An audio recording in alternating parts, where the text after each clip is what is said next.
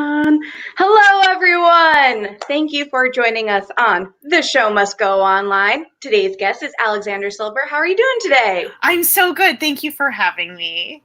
Thank you for coming on. It is a crazy time with Yeah, everything, and just sometimes chatting with one another can bring some light to the day. I agree. Yeah, it does feel like every moment the global population is being assaulted by a new piece of surprising news, and you're right, like coming together in whatever way we can does feel healing and cathartic for sure. Yes. Yes, it's important to be like understanding of what's going on in this world and also take some space for your own like mental health. Totally. I think limits are important and boundaries are especially right now. And one of the things I think is actually a very good thing that's coming out of this is feeling that we have a sociological permission to go, you know what, I'm maxed out for the day or I need a break, and everyone seems to just sort of understand. And I feel like maybe that's an important lesson going forward, that level of permissiveness was always there. We were just afraid to ask for it. Right. You Yes. know, And I always love to be like upfront with everyone. And we were supposed to chat like a few weeks ago, and I was having one of those like, yeah, I am not in a good mental headspace, and like totally. this interview means enough to me that I want to make sure that we can have like an open conversation, and it's not Absolutely. like here is a wall that I'm holding up because I'm not Yes. fully present. Totally. And it's no, I think that's important. I've done the same thing with other interviews or teaching lessons or even just catching up with family and friends where you're just like, I think I might just need to go inward today. So here we are, and we're both so happy to be here. Yay. Yay. So let's start with your origin story. How did you get into all of this? Oh my goodness. Well, let's see. So I was actually born in Los Angeles. I was born at Cedar Sinai, and the only reason I say actually is, oh, please excuse the drama from Astoria, Queens. Um, the only reason I say actually is because I talk a lot about being from Michigan and growing up in Michigan, but I spent the first 9 years of my life in Los Angeles, in Southern California. And when we moved to Michigan, I was around 9 years old. It was in the early 90s. And I always knew that I had an artistic and performance, artsy, literary aspect to me. Oh, sorry, there's great drama outside. It's New York. New York City, you guys, yeah, and then and very artistic parents. My dad was an artistic appreciator, and my mom is a visual artist. In fact, actually, this is her artwork behind me. Oh, it's beautiful. Yeah. Ooh. And so always had that in my life. And I think for me, one of the sort of endemic life-shaping events, of course, and realities was my dad was sick when I was growing up. He was diagnosed with cancer when I was 9, really right after we moved to Michigan. And though spent so much of his time symptom-free, and in a much healthier and sort of healthy presenting place, if you will, illness and these big questions of life and death and mortality and all kinds of things that don't normally cross the brain of a 9, 10, 11-year-old were crossing my brain, and I didn't necessarily feel that I had peers or to talk to about it and places to go with any of those big questions. And so I think I turned to the arts to have those conversations. And for me, it sort of came in two forms. The first was literary. I was a big reader, and obviously started off reading appropriate, age appropriate material, and then very quickly sort of accelerating to more advanced stuff. But talking about life and death and the meaning of all of this, with authors like John Steinbeck and Tolstoy and Gogol and Henry James, and just having these big conversations before I was able to have them with my peers, and not even entirely knowing how to broach them with adults, if you will. And that was a big part of my formation. And I think what literature gave me, and the act of even writing very little things gave me, was it gave me language to put in my mouth and in my brain to name my condition, which is a very powerful thing when it comes to healing. That it's one of the many reasons people prescribe things like journaling and talk therapy, is that just the act of discussion is very powerful. And I think for me, the other thing was acting and the theater. It was a platform in which big emotion, this full, not just sorrow and anxiety, if you will, but the full spectrum of human emotion, from rage to sorrow and everything in between, were not only welcomed, they were necessary to execute the art form, right? Like it was actually a very interesting conundrum in that even at my tender age, I understood that there was a contract happening here. And that contract was, in this arena of the rehearsal room and of the performance space, there's a level of vulnerability and exposure that only exists here and doesn't necessarily exist out in the world. And to me, that very profound understanding of this was a place where those big emotional realities could be enacted and they were welcome. I've always found it to be this huge, I don't know, like just incredible dichotomy that, isn't it interesting that if we have a huge emotional outburst in the street or like at the bank, we're escorted out by security. But if you have it on a stage, you get a bunch of applause and sometimes even get awards. You know, it's a kind of a crazy thing. And so it was a very interesting concept to me, this contract.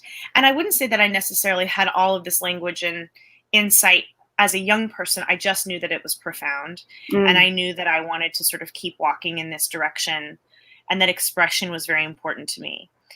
And what was sort of interesting too was have all been very friendly and very, like, I had a lot of extrovert skills, if you will, but I've always been very introverted. I require a lot of time alone, and not just alone, but like in actual solitude to process life, because I live and experience life very deeply. And it's not that I don't like people, don't like parties, don't like socializing. It's just what I would sort of call energetically expensive. And so, I feel like those art forms also kind of spoke to both sides of myself that way too.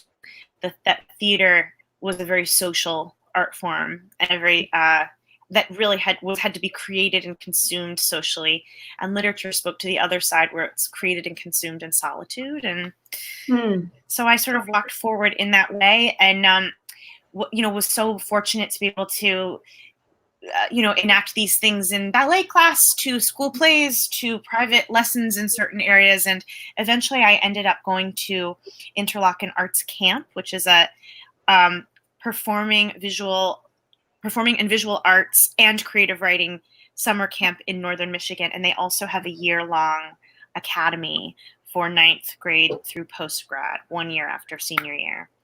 And I was able to go there for my junior and senior year of high school. And so definitely knew that I wanted everything in that arena to be curricular before college. And that was sort of what sort of had me arrive at my graduation day, if you will.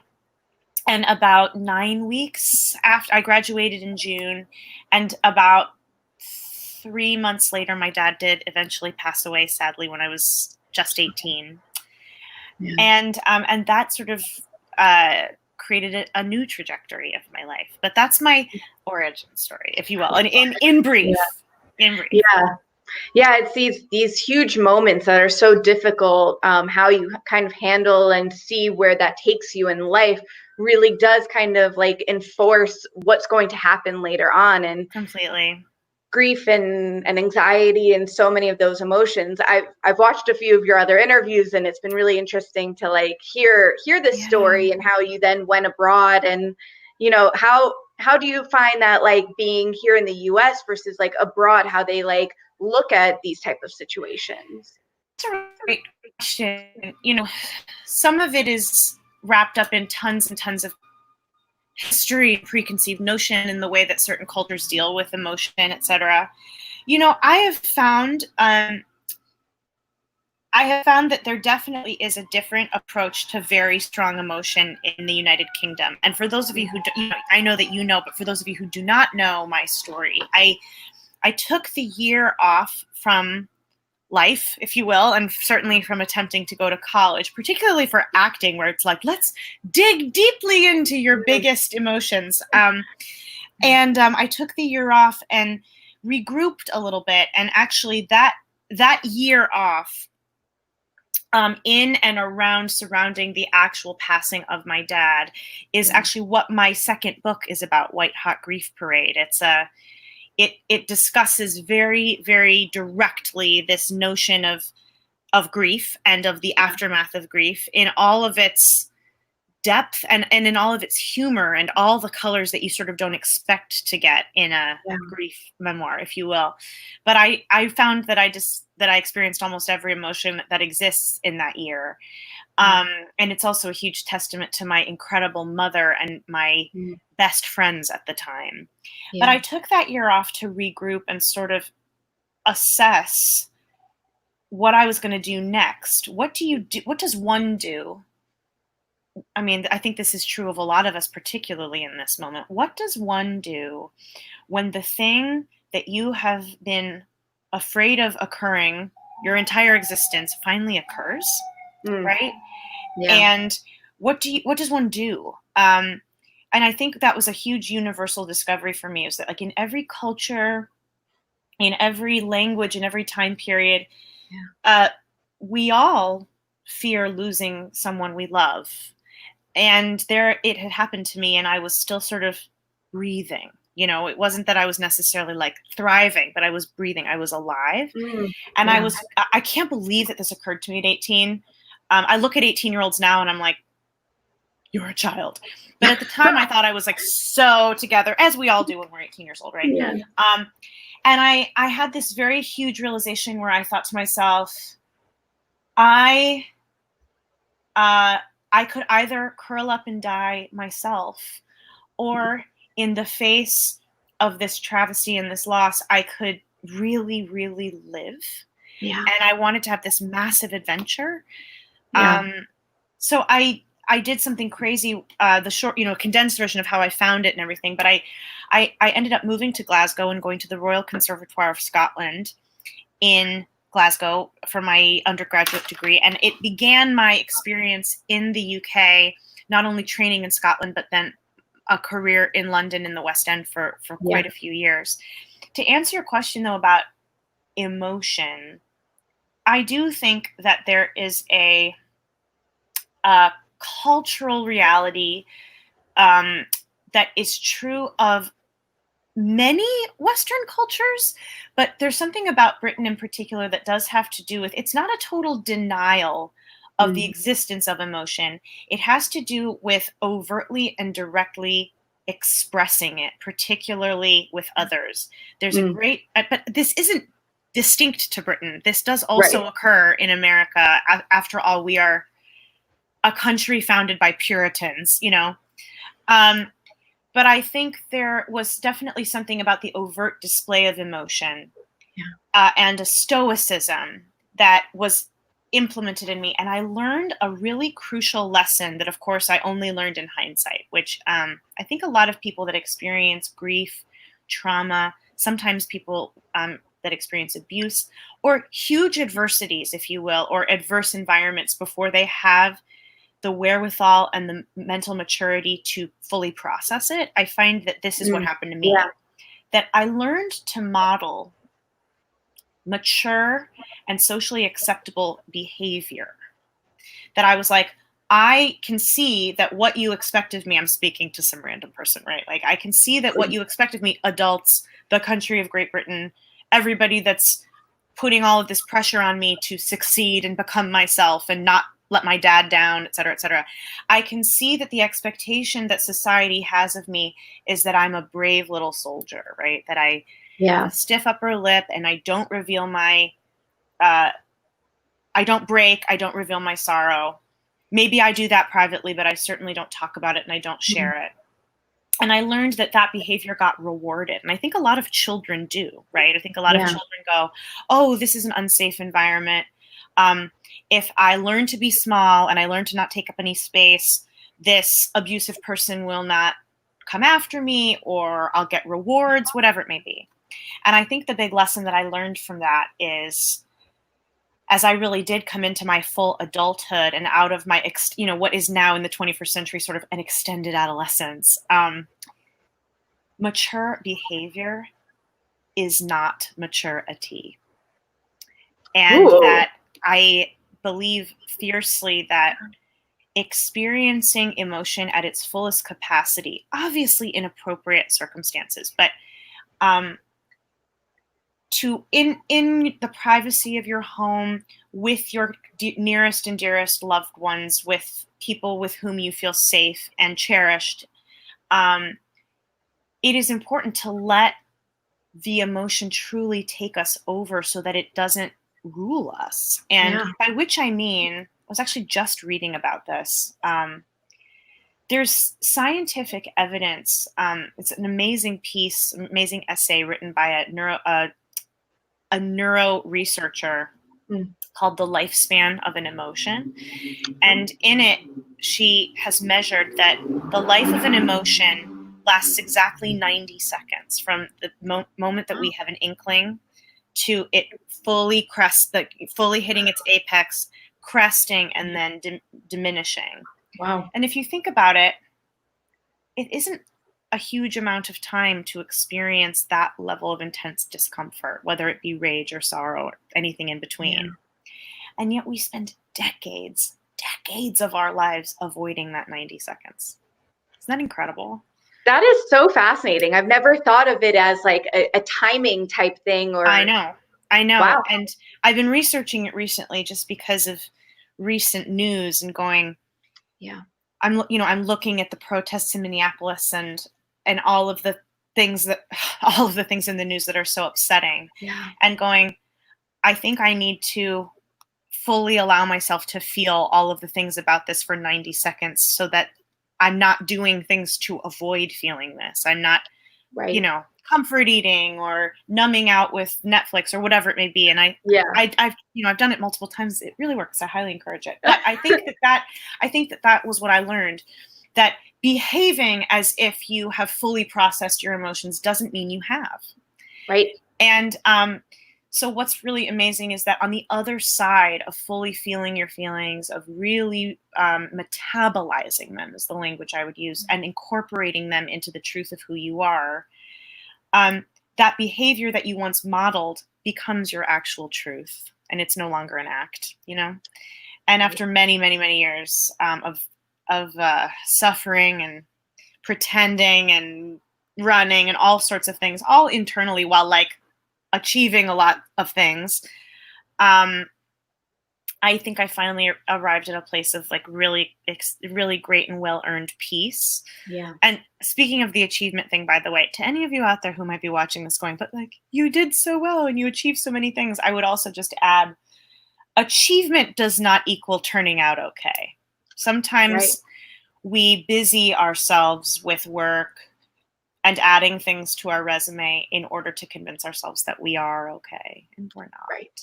So I think that was a big part of my journey, and I'm grateful in the end, I should say. I'm grateful to Glasgow and London, the cities that really held me,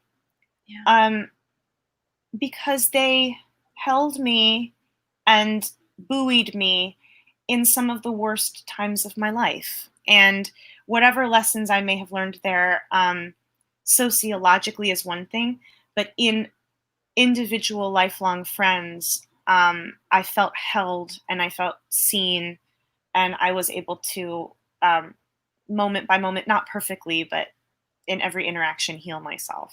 And it was a wonderful place to start my adult life.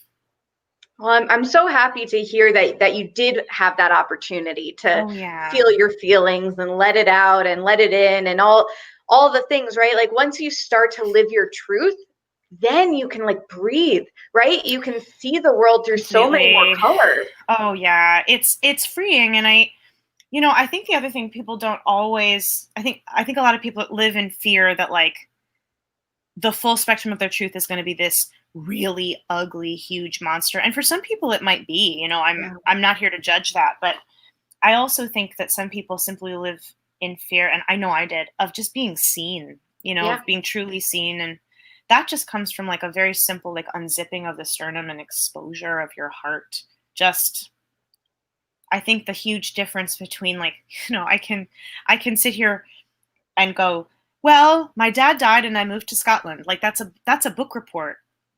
And that is, it's not, that isn't hiding when I'm being discerning about the audience with whom I share that. Like that's my and everyone's privilege and right is to defend their vulnerability when it doesn't feel right to share it. But it's when that becomes compulsive and you can't release the wall. And sometimes for me, it was simply about not talking and being in the presence of a compassionate person while I felt sad and I felt grief and I felt anger and fear and all of it. And it was a very silent, very still riding of the wave. It wasn't this big dramatic scene. It was something actually very, very tender and quiet. But regardless, you know, to just allow it. It's really the only secret I've got.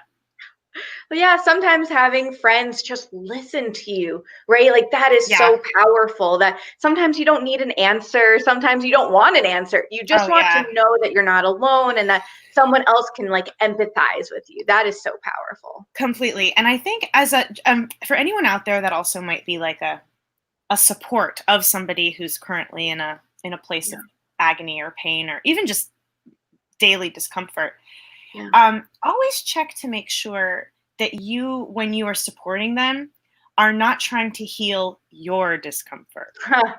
I've definitely been on both sides of this, right? Where I've had to go, oh, wait, like I was spending time with a person who just needed somebody to hold them, proverbially or literally in some cases. Right. And I was so uncomfortable with their emotion that I tried to make them better to ease my discomfort. I didn't really ask them what they needed and wanted. I was focused on my own discomfort. I don't think this is an uncommon thing. I think no one wants to feel uncomfortable or pain. But I think that that's always something to check in with is like, oh, this just unbelievably isn't about me right now. And also like a great catchphrase is like, what do you need from me? Or like, would you like feedback? Or would you like somebody to just listen? Like just checking in. And sometimes the person doesn't always know, but those signals give the person the sign that you are doing your very best to endeavor to be there for them. If that makes any sense. Yeah, well said. And I'd like to take this opportunity. It's a great transition to say, like, to everyone who is watching at home, like, please comment on the YouTube comments and we can like have a conversation. And Dr. Drama saying hi to two of my favorite humans. Hello. Oh, wait, I'm looking. Oh, hello, Dr. Drama. She is wonderful. Indeed. And has definitely been there for me and says the only way to the other side is through it. And so agreed. And she would know. Thanks. Thank you so much, Lisa. You're so sweet.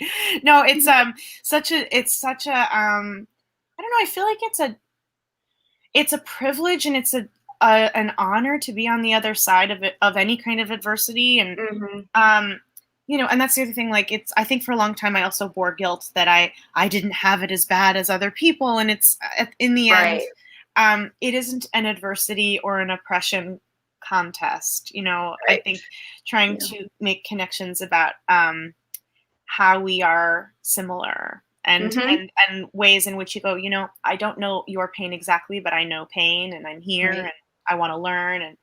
And I feel so privileged to be on the other side and to be a person that even a little bit in the spotlight because of writing and acting or for whatever reason is able to sort of go, hello, hi, you know, if you in any way view me as a person to look up to, like, I want to just express that this is okay. And that this is, and here's how to go about it and to unskewer yourself of the shame of being an emotional human being. Yes. It's okay.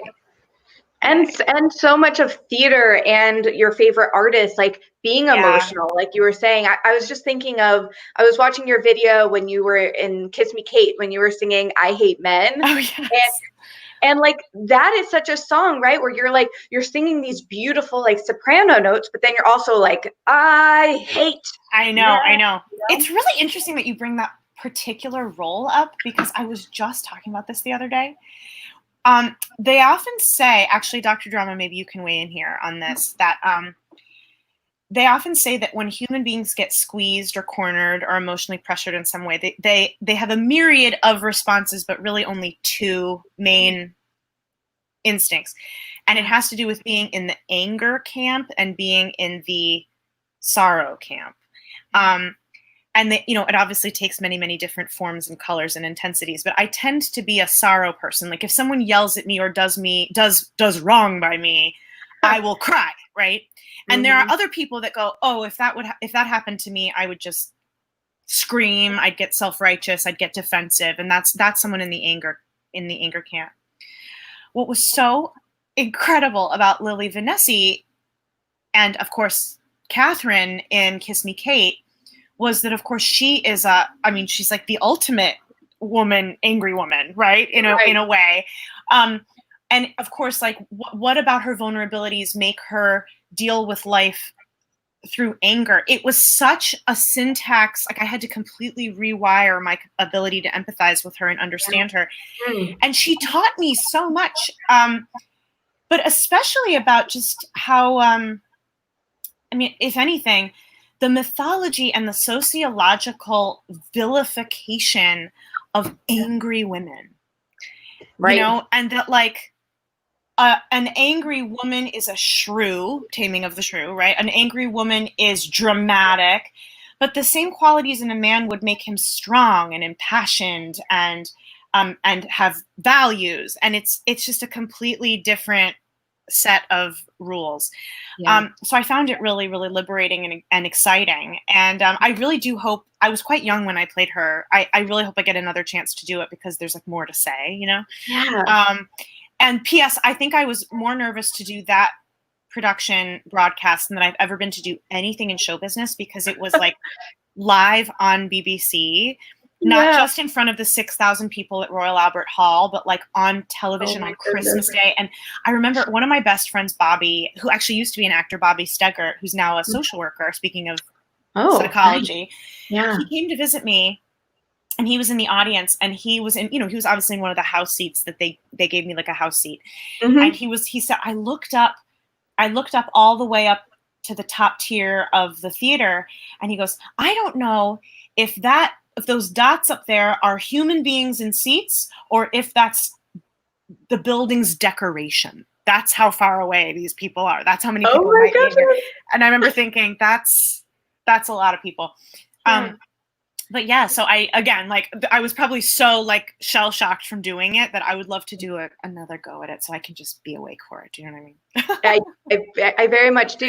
That's actually, it's such an interesting point too. And I always wonder about this with actors. So I'm so glad I get to ask you this. But like as a reporter, right? Like my main thing is like looking dead into the camera and like talking. And it feels very different when I'm doing that, if I'm just like reporting, or if I'm having a conversation with someone, or if other people are there watching the interview, even if they're just like, even if I know they're live watching at home, versus physically next to me, there's like other things that like come into play. Do you find that's true when you're singing or acting? I have to say, first of all, it's a really interesting question. And what do they call that? The white coat syndrome. It's like the awareness of being observed, right? Or what is it like? I feel like it's something like when you go to the doctor and your blood pressure at home was normal, but now that the doctors come in, you see the white coat, you get nervous and your blood pressure is bad. It's that thing of suddenly you're being observed and measured, and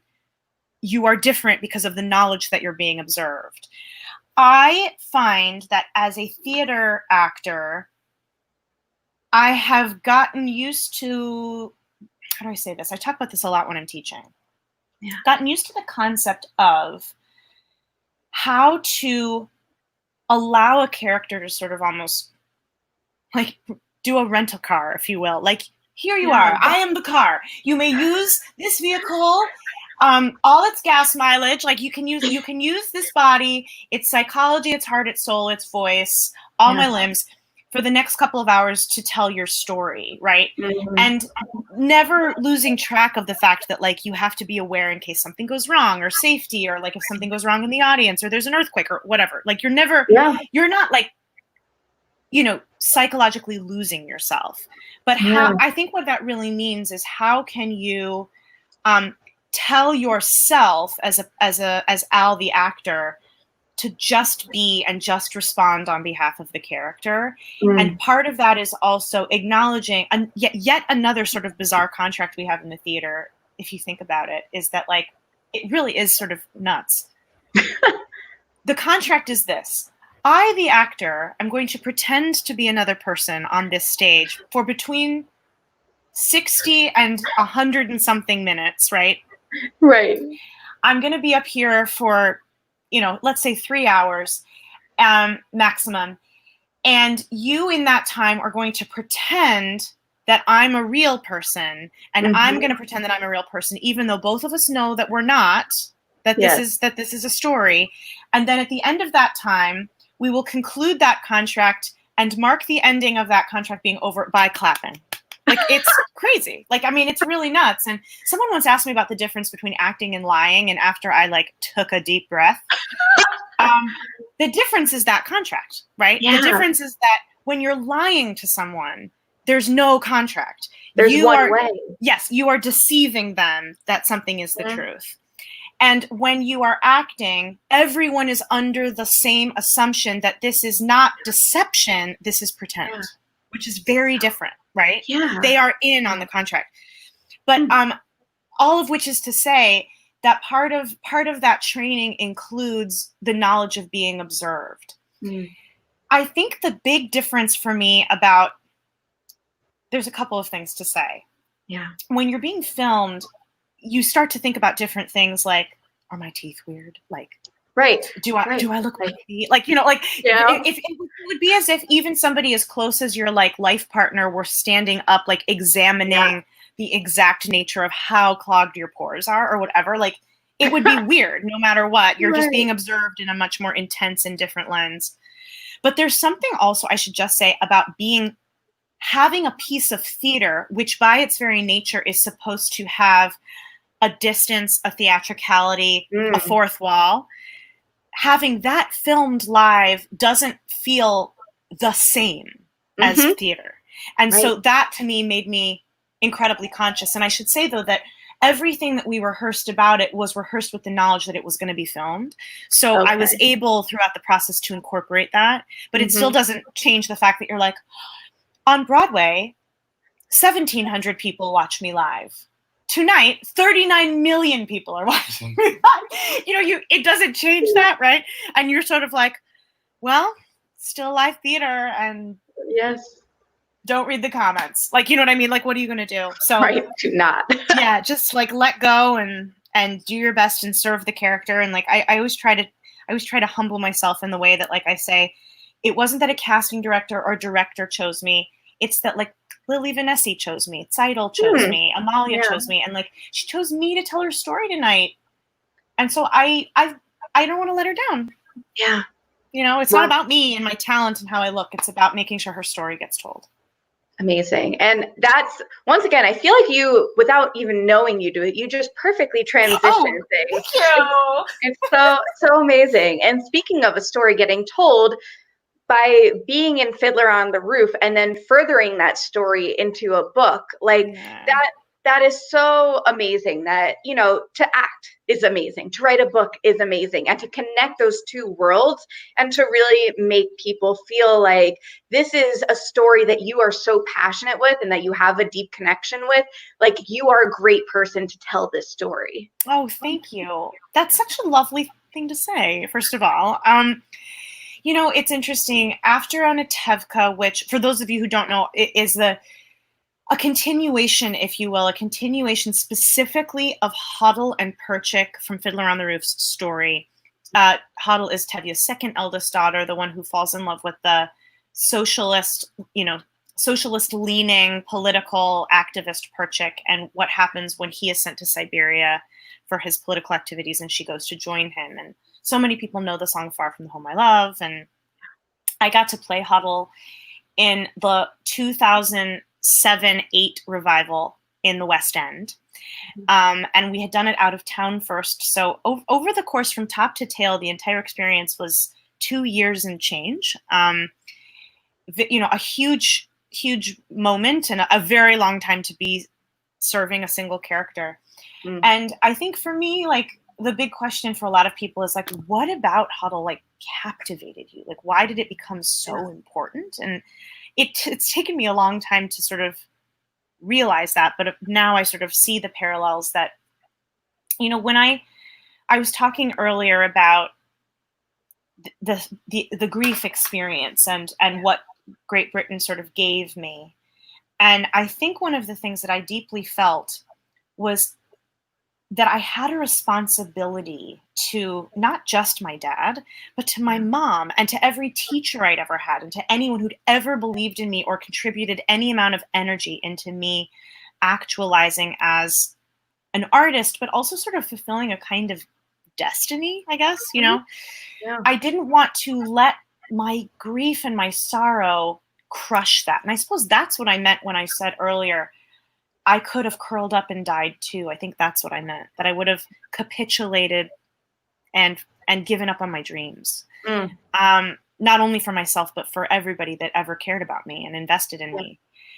And so I did have to table, if you will, I had to put to the side the intensity of the grieving experience and really looking at things until I felt that I had arrived in a safe place. And I actually do think that this is a pattern that happens with, in general, psychologically with human beings. I know, for example, like when I was in London just what feels like minutes ago, when I was in London a couple of weeks ago doing and then suddenly not doing Indecent, as the rest of the world was shutting down, one of the like details that made my COVID experience complicated was, am I going to get stuck in London for the whole lockdown and trying to get home and the border shutdowns and all these things, et cetera, et cetera.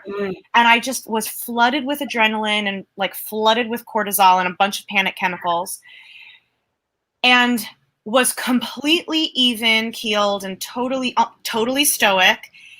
And it actually didn't happen the second I got home. It happened a couple weeks after I got home and was like, I am safe. This is what's happening. I feel that what is occurring is steady, that all of the emotion came up and felt that it had its place to be processed. I think this is like quite a common adversity and trauma model. But anyway, I do think that's what happened to me on a long-term scale with my grief. And Fiddler on the Roof and Huddle kind of came into my life nearing the 5-year anniversary, nearing the moment that I sort of had gone, wait a minute, like all of these dreams I had of being a professional actor at the top of the profession, West End and Broadway, in my favorite musical ever. It's actualized, it's come true. I'm here. Maybe it's time to start waking up to and really feeling some of these feelings. And I also felt on a very sort of almost spooky level, I had not really gotten a chance to say goodbye to my dad. I had said most of what we needed to say to each other, but not really a goodbye. And there I suddenly was in Fiddler on the Roof. My last line of the day was, Papa, God alone knows when we shall see each other again. And I was given this opportunity by the theater to live this other life, to really get to say goodbye and really say to my father, I am going to choose something scary and hard in order to become myself. And it didn't occur to me till years later that there was a direct connection between an 18-year-old girl that gets on a train to Siberia to fulfill her destiny and an 18-year-old girl that got on a plane to Scotland to fulfill hers. It's very clear now. But so she took on this significance to me, and I fell completely in love with her. And when she left my life, I felt like a friend had died or just stopped calling me. And, I felt bereft. And I think I mostly felt so interested, fascinated, and concerned about like what happened to Huddle. And of course, what happened to every woman like her, especially every Jew like her, and every politically active woman like her, all kinds of questions that felt so personal. And it started with a little bit of research that turned into an obsession, that turned into me going to Siberia, that turned into a bunch of like notes that I had collected together, becoming something. And at the time I was also writing a blog that was a big outlet for me that I never thought of monetizing, or I never wrote a blog for anybody to read it. I wrote a blog to just like express myself in an alternative way, a creative outlet. And an amazing woman named Louise Lamont, a literary agent, found me and really helped me cultivate this idea and White Hot Grief Parade. Right. And was so encouraging, and really felt that it was not only a passion project for me, but also a very interesting story to kind of go back to something you said, which is when it comes to Tevye and his daughters and the Shalom Aleichem legacy, which are unbelievable, they're peerless. I'm not attempting in any way to sort of compete with them or continue them. I come from and have been formed by a huge base of consumption of Russian literature, which of course like has its weird energies with Jewish literature and oral tradition.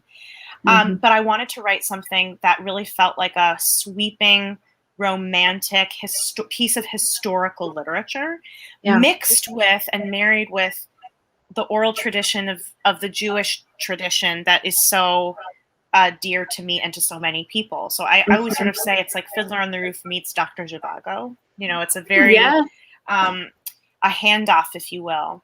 And I think you were sort of saying, like, you were talking about the voice and the voice continuing on. I think I felt that if Shalom Aleichem and Tevye have a direct connection, and they are in many ways the same person, right? There's so much artwork. It's beautiful artwork of Shalom Aleichem and Tevye having this dialogue. I felt like we had heard so much about these girls, but we hadn't really heard from them. And I felt like I don't feel that I have any right to pick up the voice of Tevye. First of all, we've heard so much from him, and he's Shalom Aleicham's person. But Hodel does feel like I have a huge ability to speak to her experience on a lot of levels. And it's time not just for a female heroine and a female role model like we get in Tevye's Daughters and Fiddler on the Roof. It's time for a female protagonist, a female hero. And I tried to serve her as best I could, and in many ways assure her strength and her ability to be resilient and her capacity to endure. Not necessarily that she turns out okay, but that she turns out with the strength and grit and capacity to be okay. That was what I felt responsible for. And it was a huge honoring of my father. I mean, in so many ways, Perchik is modeled on my dad. And although Hodel is in many ways me, she's also in many ways also my mom, and certainly the love story between Hodel and Perchik honors my parents, and in so many ways it's beautiful. He lives on that way, and so does their love story, and it feels like a really beautiful way to be able to honor them. So beautiful. It's amazing how you can connect those two big moments in your life and help other people heal as well. I hope so. And what was also quite bizarre and a complete coincidence, I actually finished the manuscript, my first draft of After Anatevka this summer. I'll never forget it because I actually FaceTimed my mom as I wrote the end, period. Like I wanted to be with somebody when it happened and nobody was here. And I was like, Mom, will you be with me while I finish my novel? It was just, I wanted somebody to be with. And I finished it the summer of 2013. So long before the idea of the 50th anniversary of Fiddler was even in anyone's mind. And it was just sitting on my desktop, sitting there on my computer, a passion project that I never knew if it was ever going to see the light of day, and really just sort of proud of myself for doing it, if you will, and feeling like I had fulfilled this mission to tell her story, no matter who reads or doesn't read it. And then there we were. I was called in for Tzeitel, and so fortunate to be able to be a part of that production and continue to be a part of that family and the history of Fiddler on the Roof. But what was really interesting too was a couple people asked me, they're like, wasn't it bizarre not playing Huddle? And in all honesty, it never even once occurred to me that I should. I think I felt like one, when I started playing Huddle, this was 7 or 8 years ago. Not from now, but from when we were rehearsing. And I said, my gosh, when I was coming into playing Huddle and rehearsing her, I was a girl. I didn't know who I was. I didn't know what I stood for. I was on a journey to discovering my womanhood, and it made me, and I was fiery and passionate and emotional and upset and all kinds of things, which made me ideally suited to serve her story. And then going forward, like, how much more thoroughly could I have told this woman's story? I went to actual Siberia. Come on, I had truly done what is it called? LARPing, the live action role play. I had done it. You know what I mean? I LARPed, and there I was but then I kind of came to, I was in my early 30s going, okay, now I'm thinking about my role as a woman, relationships, marriage, my relationship to the universe, to my Judaism, to God. I've arrived at my womanhood, to motherhood, all of those things. Oh, wait, here I am, ideally suited to serve and tell Tzeitl's story. And what ended up happening, which was really interesting, was I had written a slightly contentious, loaded relationship between Huddle and Tzeitel in my book. It just sort of was what came to be an envy, a jealousy, a total personality clash. And I think what came to my consciousness as I started enacting and playing Tzeitel was that I had really severely and wrongly judged her. And it was such a joy to be able to go back and have this dialogue between the two that was truly a dialogue between my older and younger self. Wow, look at that. It was really unbelievable. And there I was in this sort of cherry moment on the slot machine. And I thought, if there was ever a moment to sell this story, this would probably be it. Yeah. And I was so blessed that Pegasus bought not only After Anatevka, but White Hot Grief Parade, which in a lot of ways is a very connected book. They're completely different genres, completely different everything, but they're kind of first cousins. There's a lot of crossover story. And it's just such an honor to be able to connect with people in what I sort of call books I've discovered are this show that never closes, right? I can sort of imagine what, I sort of think about, what must it be like to be like Olivia Hussey and your Juliet from Franco Zeffirelli's Juliet forever, or to be these people that are in these films for the rest of it. Russ Tamblyn is always going to be Riff from West Side Story, for as long as he lives, and always be able to go back and talk about it. And I realized I'm going to be able to tell stories and share stories and serve stories with audience members I'll never meet, and affect them the same way and hopefully heal them. Gosh, I've never actually said this in this way. Affect them and heal them and make a difference to those readers the way that John Steinbeck and Tolstoy made such a difference to me. And in no way comparing myself to their talent or their magnitude or contribution, but just the sort of miracle of literature, which is this intimate one-on-one dialogue and private theater of the imagination, Amazing. Wow. Well, thank you for sharing that. Of course. Yeah. so great. And it makes me think of the I Wish series that you've been doing at 54 Below, and then you luckily did for us here at home as well. So healing. And there were a few moments that stood out, of course, but specifically thinking of what Nick Walker was talking about with, One Song Glory, and seeing another Black man singing I Can Go the Distance, to me are two things that now that Hercules is being made into another movie, I want to see a person of color. I want to see a Black man sing that, because there are roles that maybe weren't thought of at the time to be that, but also a Greek person might not have been white or might not have had these feelings or these thoughts. And I think it deepens the story. I also would say, just using the Greek model for a second, we've had Oedipuses and Clytemnestras and Electras of color, what does it matter? This is a demigod. Like it's a mythological story. Why not leverage it for all of the power that can have?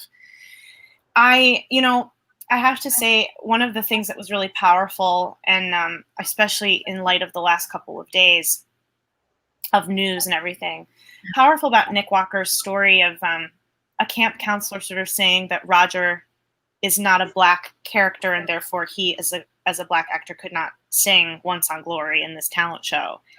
I think the thing I don't know this person and I don't know the circumstances, but take away the potentially nefarious and malignant intentions behind it and neutralize them. Yeah. This might have been a human being that as an adult was really trying to help Nick manage his expectations as an actor of color and try to teach him not to get too excited or ambitious or to manage his disappointment. And he was trying to help a young man. That's the sad part. Right. And that's the part that our generation must continue to fight. And, I was actually just today talking to my friend and rabbi, who's my age, and this incredibly visionary Reform Jewish woman, like feministy. She runs this great site on Instagram called Modern Ritual. Like, everyone follow it. It's so cool. But she was talking about the difference, two things, like the difference between being tired and being weary. Tired is something we can rest from, and weary requires more examination. And I think a lot of us right now in general feel so weary by the news, by incessant white supremacy, by anti-Semitism in our case, and all kinds of things, of hate, of politicizing the simplest issues, of anything that sort of goes beyond like basic decency. It's very, very exhausting and wearisome. And I think one of the many things that I have taken from the last couple of days, and going straight back to your comments too, is sometimes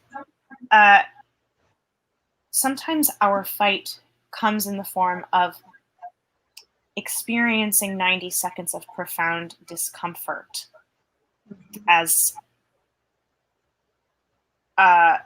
people that are able to have the privilege of moving through the world more freely. Maybe it's speaking up really loudly. Maybe it's confronting another person. But, I'm actually looking at this. Hold on. I'm just looking up this exact thing that she told me. So she was saying an amazing man named Rabbi Tarfon says, "You are not required to complete the work, but neither are you allowed to desist from it." And I feel that is crucial, that so often, especially in an in a success-based and accumulation of accomplishment-based culture, we often feel that there's no point in starting something if we can't finish it and get the award. You can't put it on your resume, you can't put it in your bank account, blah, blah, blah. I love this quote because it makes me realize that, like, every person I challenge and say, "What do you mean by that?" or feeling my own discomfort, speaking up, speaking out, calling our senators, or sometimes just restoring ourselves so that we can continue to fight another day, is the act of not desisting and recognizing that our small or huge daily contribution is part of a larger movement that we might not see the end of, but it's important to be a part of.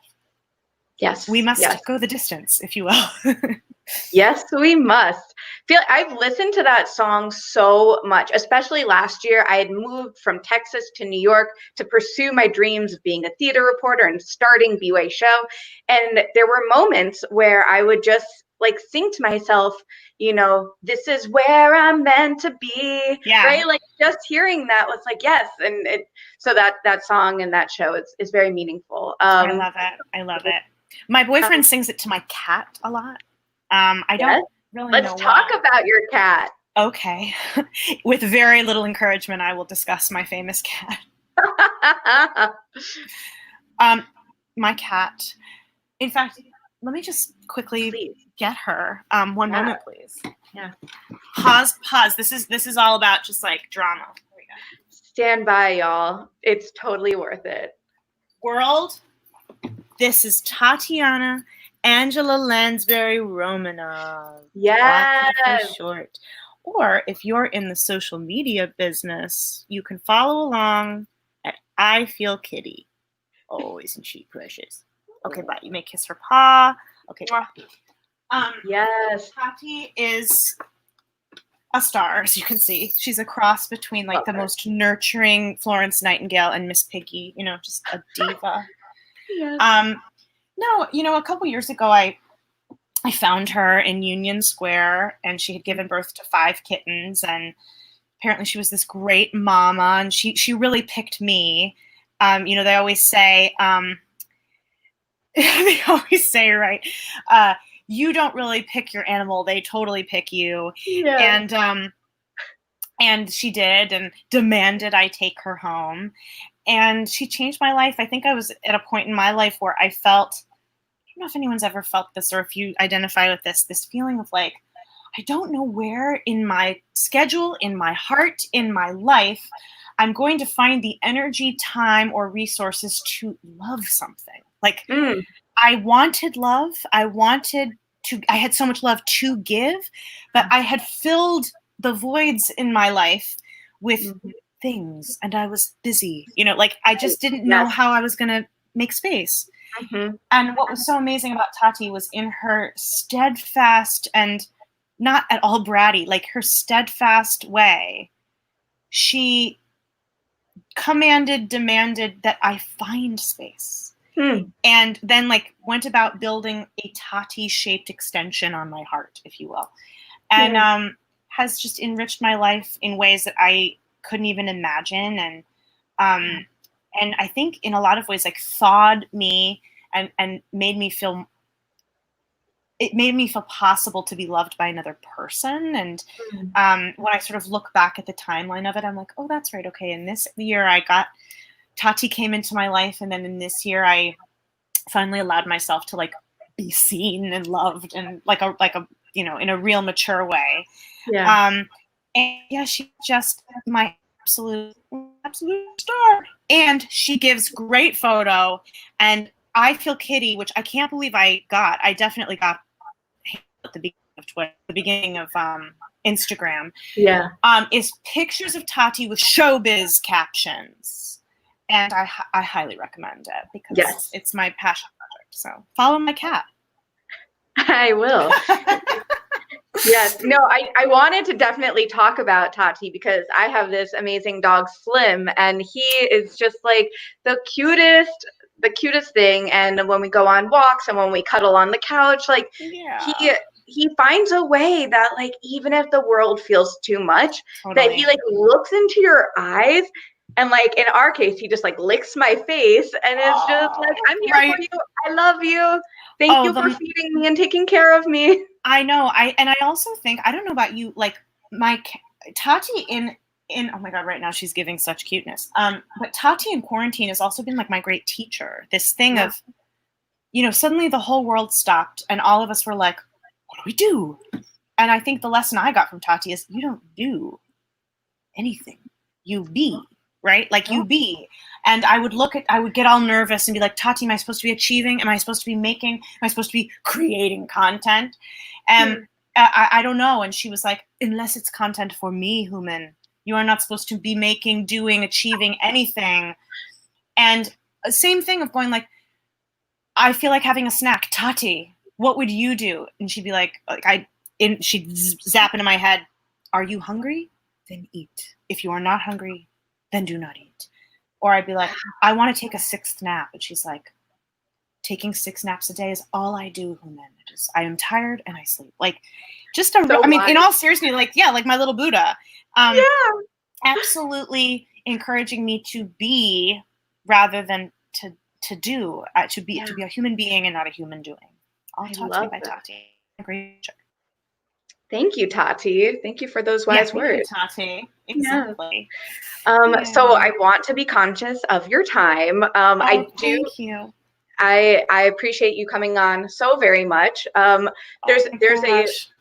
I I will condense this to like a minute, but a friend had invited me to see Angela Lansbury in The Importance of Being Earnest. And I was like, I need to tell Al this story because I'd been filming Broadway Under the Stars, and it was raining that day, and I was exhausted, and I was like, I want to go like edit this and put this out into the world. And she's like, it's in an hour. Like, I know I haven't given you that much time, but if you can go, like, the ticket's yours. And I was like, how do I say no to this? And so I went, and it was amazing. And I was like, if anyone could appreciate like dropping everything to see her, it would be you.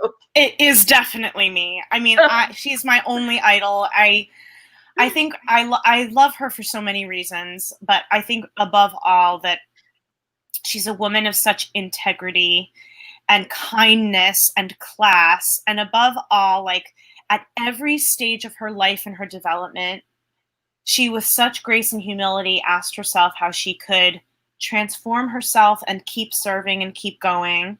And, to be an Oscar nominee at 18 and 19 in Hollywood, completely reinvent yourself, be a Broadway star, at the toast of the town in your early 40s. She wasn't even a household name until she started filming Murder, She Wrote when she was 60 years old. And here she is at 96 now, and you just go, we're so blessed to still have her. And to just be a person that continually lived her truth and lived her purpose of just continuing on. And what she's done for women, and what she's done for theater people, and what she's done for basically proving through her actions that it's never too late for anything is a great beacon to me, and I'm sure so other people. Yes, so much love for her, and I'm glad for the lens. Thank you so much. Yes. Oh, Shoshana, this has been such a joy. Thank you. Well, thank you. And I always like to close this out asking if there are any like nonprofits or charities you want to shout out, and how, if anyone should be like looking out for something with you.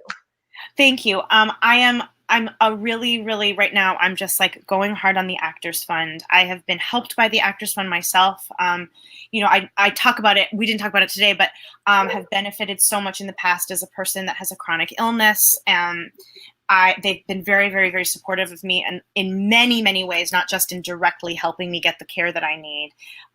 Advice, guidance, emotional support, all kinds of things. And right now, if you love Broadway, and I assume that if you are watching this, you do, that if you love the theater community at large, not just, of course, Broadway, but everything Broadway as a genre and as a lifestyle and as an art form represents, these are the people that give up their lives and have completely lost their livelihoods. And the Actors Fund is something that keeps the people that sacrifice everything to be on stage to bring us joy. They keep them healthy and safe and able to keep going. And the Actors Fund is my big passion. So it's been a joy to give to them throughout this time, and I hope to keep doing it, and I encourage you to do so too. Yay. And where can everyone find you? Everyone can find me online at Al Silbs, ALSILBS. And yeah, please check me out, say hello. I also have a blog that you can find. If you Google my name, it's called London Still. It's like the third or fourth one down, alexandrasilber.net. And I would love to know how you're doing, and hopefully say hi. Amazing. Thank you. And the Show Must Go Online continues next week. We are doing Freestyle Love Supreme week with We Are Freestyle Love Supreme airing next Friday. So stay tuned for all the fun there. I have a Showtreon. It's a bwaySHO Patreon in case if you like what you're seeing. Subscribe to stay in the know. And thank y'all for coming. We'll see you at the show. Bye. Shabbat Shalom. Shabbat Shalom. Bye.